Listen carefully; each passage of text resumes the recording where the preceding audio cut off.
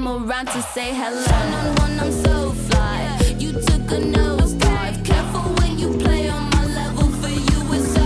Hey, hello. Motorola Razr 50 Ultra. Flip the script. Hello, Moto. Sanjay Jha, I tried to stop myself, but your sanctimonious lecture and hypocrisy is just getting to me tonight. Because Sanjay Jha, you and your party have made one tweet. Priyanka Gandhi Vadra or Rahul Gandhi haven't even gone to Bengal. You want to talk about everywhere in the country? Be my guest. Let's talk about every rape, because every rape is one too many in this country. But if Kolkata is spoken about, you don't want to address Kolkata at all. You don't want to talk about the 31-year-old junior doctor. You want to talk about Badlapur because it suits you politically to talk about Badlapur. You will not talk about Neha Hiramat. You will not. You will not, because it is statistics for you when it comes to a Congress-ruled state or an ally.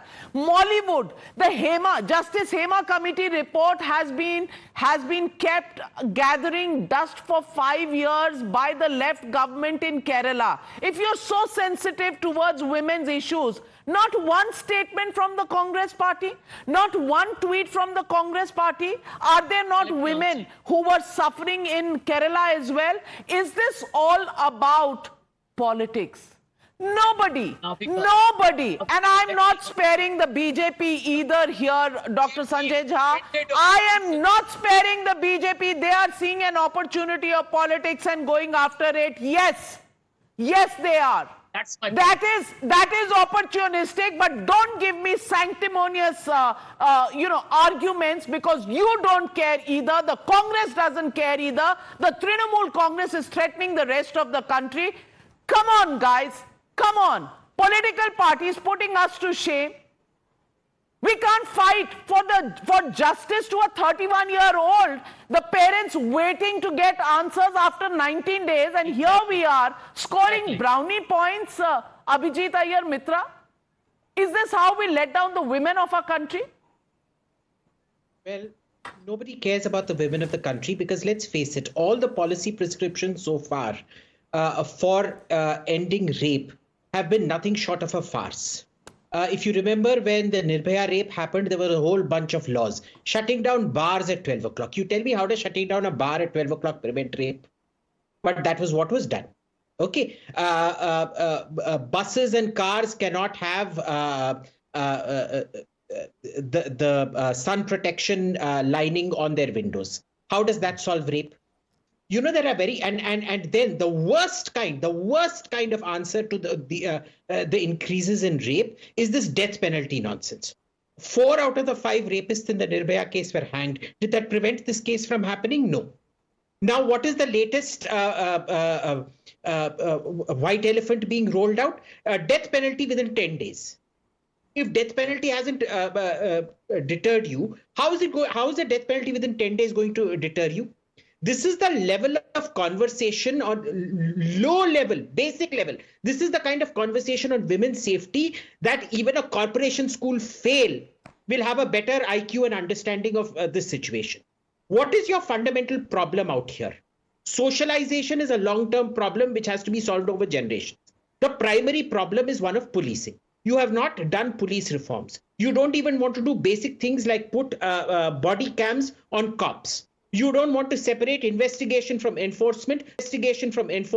You don't want to keep investigation separate from political interference. So argument badega kaise?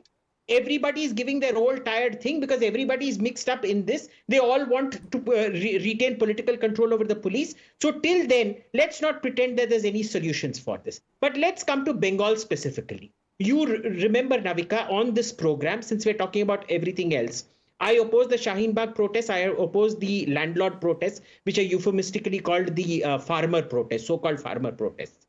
I also oppose this protest right now because it is disruptive. Protests do not have a right to come out and disrupt the streets. That said, that first night when the protests were happening, they were completely peaceful. They were not disruptive. They were not coming out on the roads. They were sitting at RG car and holding their own quiet protest. Why did 7,000 thugs come and beat them up left, right, and center? What was wrong with that kind of a protest?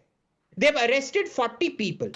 They keep telling you that BJP was responsible for it, CPIM was responsible for it. Have you seen any of the faces and names and party affiliations of anyone so far? 7,000 people assemble. This is such a shame.